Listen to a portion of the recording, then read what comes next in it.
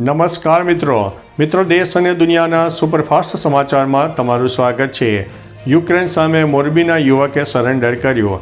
Russia તરફથી યુદ્ધ લડી રહેલા ગુજરાતના મોરબીના 22 વર્ષીય વિદ્યાર્થી માજોતી સાહિલ મોહમ્મદ હુસૈને યુક્રેનની સેના સમક્ષ આત્મસમર્પણ કર્યું છે।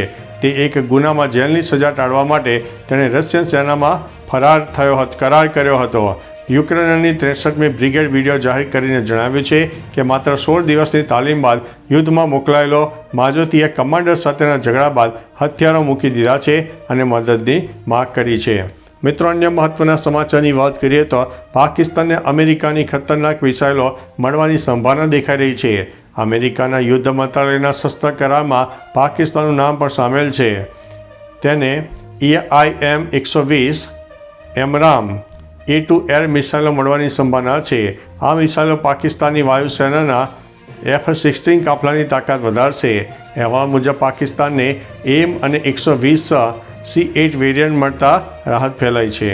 મિત્રો, અન્ય મહત્વના સમાચારની વાત કરીએ તો પાકિસ્તાને AIM-120 C8 વેરિયન્ટ મળવાની સંભાવના છે।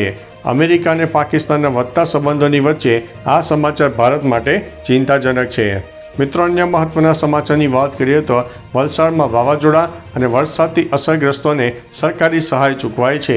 વલસાડ તાલુકાના 19 ગામોમાં વાવાઝોડા અને વરસાદથી 74 ખેડૂતોની 40 એકરમાં ડાંગર પાકને નુકસાન થયું છે, જ્યારે 4 ગામોમાં 12 ખેડૂતોની આંગણવાડીઓને પણ નુકસાન થયું છે। તાલુકામાં 862 મકાનોને નુકસાન થયું છે, જેમાંથી 402 લાભાર્થીઓને 50 લાખની સહાય મળી હતી। સાંસદ ધવલભાઈ પટેલ, ધારાસભ્ય ભરતભાઈ પટેલ અને નાણામંત્રી કનુ દેસાઈના પ્રયાસોથી વહેલી સહાય મળી ગઈ છે। મિત્રો, અન્ય મહત્વના સમાચારની વાત કરીએ તો સોનાના ભાવ ટોપ ગિયરમાં નવો રેકોર્ડ સામે આવી રહ્યો છે। બુલિયન બજારમાં સોનાના ભાવમાં 700 રૂપિયાનો જંગી ઉછાળો આવ્યો છે। દિલ્હીમાં 10 ગ્રામ સોનાનો ભાવ 1,24,000 રૂપિયાનો નવો રેકોર્ડ સ્તરે પહોંચી ગયો છે। આ તેજીનું મુખ્ય કારણ US સરકારનું શટડાઉન સંકટ છે અને ફેડરલ રિઝર્વ દ્વારા વ્યાજદરમાં સંભાવનાની ઘટના સેવાઈ રહી છે।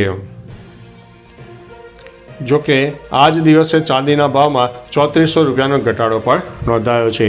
મિત્રો, અન્ય મહત્વના સમાચારની વાત કરીએ તો ફરીથી શરૂ કરાઈ માતા વૈષ્ણોદેવી યાત્રા। જમ્મુ અને કાશ્મીરમાં ખરાબ હવામાનને કારણે માતા વૈષ્ણોદેવીની યાત્રા 3 દિવસ સુધી સ્થગિત કરવામાં આવી હતી। હવે માતા વૈષ્ણોદેવી યાત્રા ફરીથી શરૂ કરવામાં આવી છે।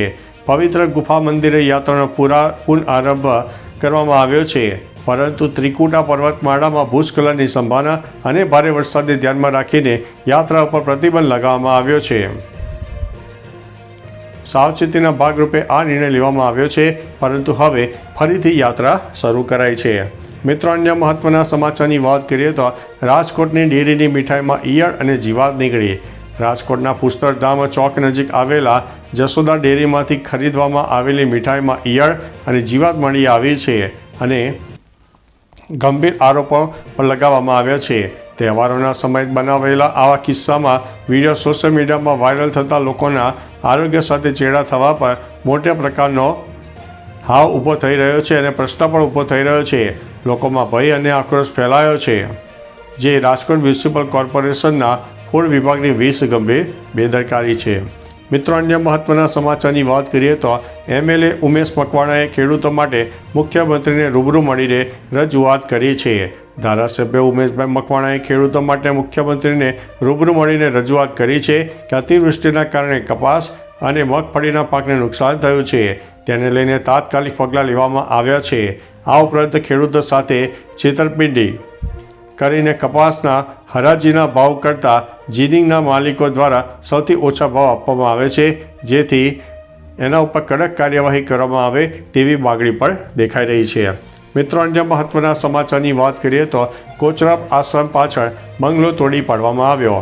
અમદાવાદના પાલડી વિસ્તારમાં કોચરબ આશ્રમમાં પાછળ આવેલી નૂતન સર્વોદય સોસાયટીમાં અમદાવાદ મ્યુનિસિપલ કોર્પોરેશન દ્વારા ગેરકાયદેસર બાંધકામ અને કાર્યવાહી કરવામાં આવી હતી। નામાંકિત મુસ્તફા માણેકચંદ બંગલાનું ડિમોલિશન કરવામાં આવી રહ્યું છે। આ કામગીરી દરમિયાન કોઈ અનિચ્છનીય ઘટના ન બને તે માટે કડક પોલીસ બંદોબસ્ત ગોઠવી દેવામાં આવ્યો છે। જોકે બંગલા માલિકે ગુજરાત હાઈકોર્ટમાં અરજી કર્યા બાદ કામગીરી રોકવામાં આવી છે। મિત્રો, અન્ય મહત્વના સમાચારની વાત કરીએ તો 15 વર્ષની સગીરા પર ગેંગરેપ, જાણી લો આરોપી. મહેસાણાના વિસનગરમાં 15 વર્ષીય સગીરા પર 6 આરોપીએ અલગ અલગ સ્થળોએ સામૂહિક દુષ્કર્મ આચર્યું, જેનાથી શહેરમાં હડકંપ મચી જવા પામ્યો છે. આ ક્રૂર ઘટના વિસનગરના ઇતિહાસમાં પ્રથમ છે, જે માનવતાને ઉજ્જવલિત કરે છે. સગીરાની હિંમતભરી ફરિયાદથી પોલીસે પોક્સો હેઠળ ગુનો નોંધ્યો છે અને ગણતરીના કલાકોમાં જ 5 આરોપીની અટકાયત કરી છે. એકની શોધખોળ ચાલુ છે અને કડક કાર્યવાહી કરવાની માંગ છે. મિત્રો, અન્ય મહત્વના સમાચારની વાત કરીએ તો શાહરૂખ અને ગૌરી સામે માનહાનિ કેસની ફરીથી સુનાવણી. IRS અધિકારી સમીર વાનખેડે શાહરૂખ ખાન, ગૌરી ખાન અને સિરાજ ખાનના બેસ્ટ ઓફ બોલિવૂડના નિર્માતાઓ અને દાખલ કરેલો માનહાનિનો કેસ હજી પણ પૂરો થયો નથી. વાનખેડે જણાવ્યું છે અને આરોપ મૂક્યો છે કે આ સિઝનમાં તેમના જેવું પાત્ર દર્શાવીને તેમની છબી ખરડવામાં આવી રહી છે. દિલ્હી હાઈકોર્ટે તેમની પ્રથમ અરજીમાં સુધારો કરવાનું સૂચન આપ્યું હતું. વાનખેડે હવે નવી અરજી દાખલ કરી રહ્યા છે, જેને કારણે સુપ્રીમ જોવા મળશે.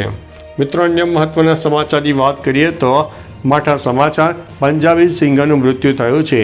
પંજાબી સિંગર ગાયક રાજવીર જવાવડાનું મૃત્યુ થયું છે. 27 સપ્ટેમ્બરના રોજ ભયાનક કાર અકસ્માત બાદ તેઓ ગંભીર રીતે ઘાયલ થયા હતા અને મોહિલીની ફોર્ટિસ હોસ્પિટલમાં તેમને રાખવામાં આવ્યા હતા. 12 દિવસ સુધી જીવનની લડાઈ પછી 35 વર્ષની વયે તેમનું મૃત્યુ થયું છે.